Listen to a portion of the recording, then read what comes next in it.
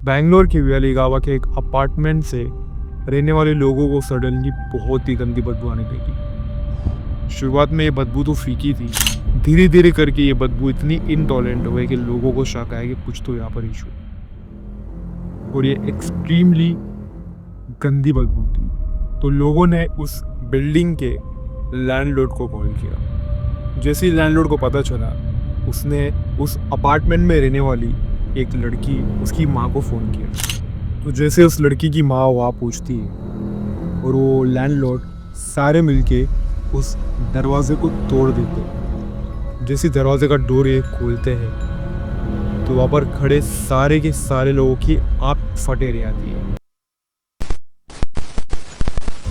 महालक्ष्मी एक नेपाली फैमिली से बिलोंग करती थी। अराउंड 35 ईयर्स अगो महालक्ष्मी अपने पूरे परिवार के साथ बैंगलोर शिफ्ट हो गए थे फॉर अ बेटरमेंट लाइफस्टाइल। और धीरे धीरे करके इनकी फैमिली अलग हो गई। जिस तरीके से रिस्पॉन्सिबिलिटी लाइफ में आते गए, सारे के सारे अपने काम में बिजी हो गए। Being a second oldest daughter, Mahalakshmi ने 2019 में हेमंत दास करके एक शख्स से शादी कर ली थी, और ये दोनों बैंगलोर के ही हेमंत दास के अपार्टमेंट में रहा करते थे।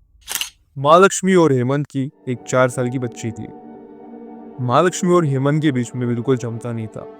दोनों के बीच में हमेशा इतना झगड़ा और इतना फ्रस्ट्रेशन, इनका जो रिलेशन था एकदम टॉक्सिक हो चुका था। And finally after some year, October 2023 में इन लोगों ने डिसीजन लिया कि इस शादी को हम यहीं पर ख़त्म कर देते एंड डाइवोर्स ले लेते। इस चीज़ के बाद महालक्ष्मी अपनी बेटी को लेके उसकी माँ के घर पे रहने लग गई। उसकी मम्मी भी ये सोचती थी कि इन दोनों के बीच में ऐसा क्या हुआ कि जो दोनों सेपरेट हो गए। इन सारी चीज़ों के बारे में जानने के लिए हमें सबसे पहले इन दोनों के बारे में जानना पड़ेगा कि एग्जैक्टली इनकी लाइफ और उनका बैकग्राउंड कैसा था। तो हेमंत का एक मोबाइल शॉप था जहाँ पर वो पूरा दिन बिजी रहा करता था, और महालक्ष्मी एक मॉल में ब्यूटी सेंटर में काम करती। इन दोनों के बीच में रुकावट तब से आई जब हेमंत ने ये चीज़ नोटिस करने लगी कि महालक्ष्मी जहाँ पर वो काम करती है, जिस ब्यूटी सेंटर में वो काम करती है, वहाँ पर उसके कोवर्कर्स, उसके कलीग उनसे इतना ज़्यादा क्लोज आने लग गई। तो ये हेमंत के माइंड में एक शक बैठ गया था। महालक्ष्मी और हेमंत के बीच में बिल्कुल जमता नहीं था।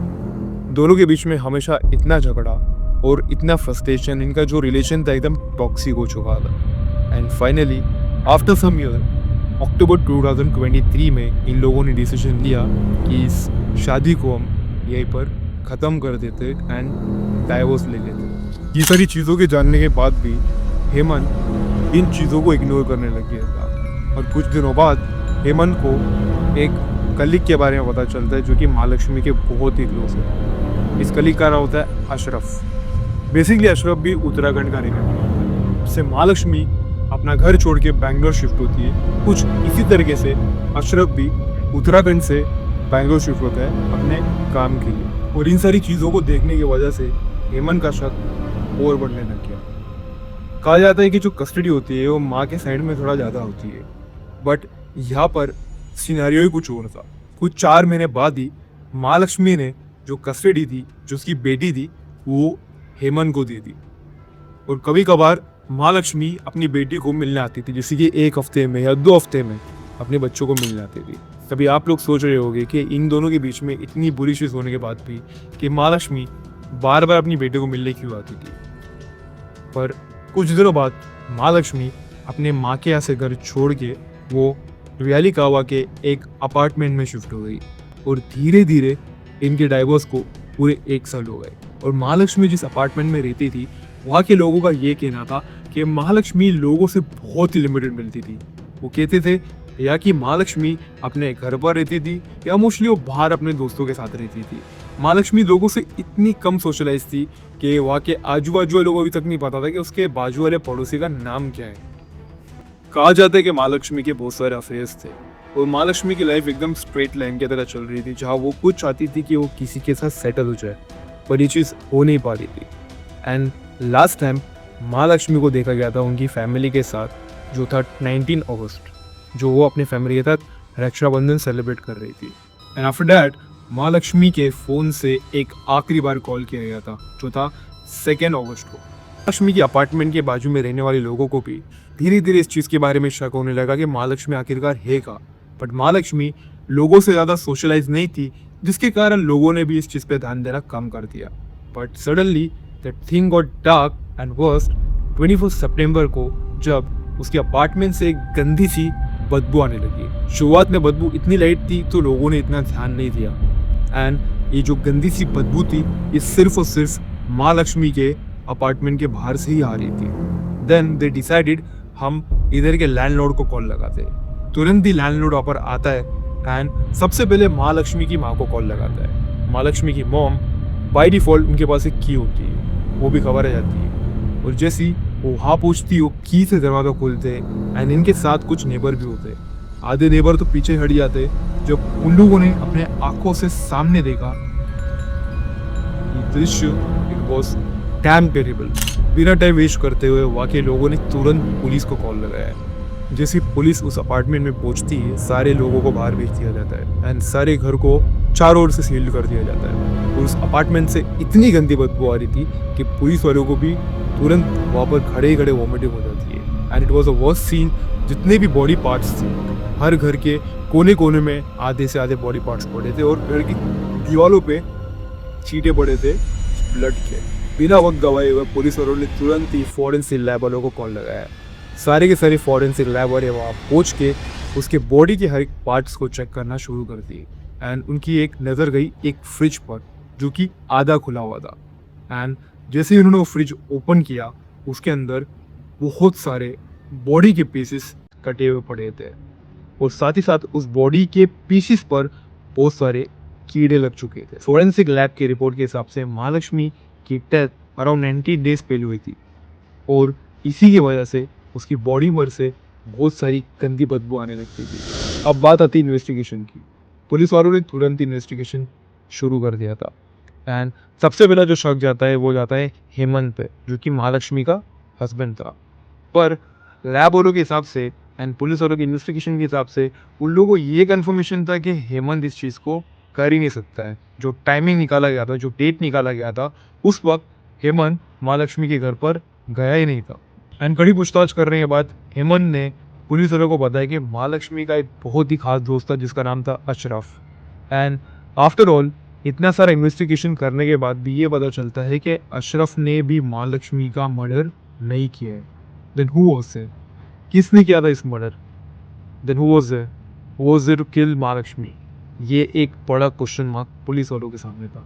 एंड दे वर लाइक के कैसे हो सकता है, like who was the man behind this murder? Mahalakshmi के घर के आजू बाजू में भी कोई भी कैमरा नहीं था, जिसके कारण ये पता नहीं चल पा रहा था कि महालक्ष्मी के घर पर लाश बार कौन गया था। एंड इसीलिए पुलिस वाले अपनी पूरी कोशिश कर रहे थे, ब्रेन स्टॉर्मिंग किए थे कि इसके बारे में पता चले कि इसके घर पर कौन आया था लास्ट टाइम पे। देन उन लोगों ने सोचा एक काम करते हैं कि महालक्ष्मी जहाँ पर काम करती थी वहाँ पर उसके जो कलीग्स है, उसके साथ में काम करने वाले लोग हैं, उन लोगों से पूछताछ करते हैं यार। एंड देन वहाँ पर काम करने वाले हर एक से पूछताछ शुरू कर दी। वहाँ काम करने वाले हर एक इंसान को, हर एक शख्स को पुलिस वालों ने बुलाया था इंटीग्रेशन करने के लिए। पर इन सारे लोगों में से सिर्फ वहाँ पर एक आदमी नहीं आता, एक शख्स नहीं आता, जिसका नाम था मुफ्ती राजन रॉय। एंड देन पुलिस का पूरा शक जाता है कि यहाँ पर ही कुछ प्रॉब्लम थी।